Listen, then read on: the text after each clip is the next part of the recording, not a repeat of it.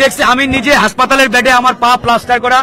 আমি আসলে এই ভিডিও এই ছবি দেখে কোনোভাবেই টিকতে পারি নাই। আমি এই ভাঙা পা নিয়ে দৌড় মারছি গাড়িতে উঠে। মানে আমি আসলে কি বলবো, এই সহযোদ্ধার ভিপি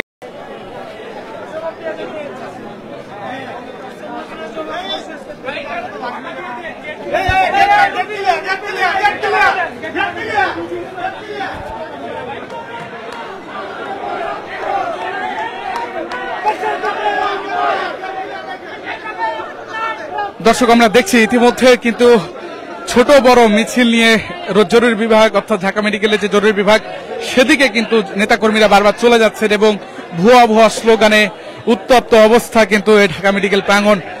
আমরা যদি আপনাদের দেখানোর চেষ্টা করি এবং বিভিন্ন ইউনিটের নেতাকর্মীরা, বিভিন্ন দলের নেতাকর্মীরা কিন্তু এখানে আসছেন এবং তারা ভিপি নূরকে দেখার পরে তারা কিন্তু বিভিন্ন ব্রিফিং করছেন।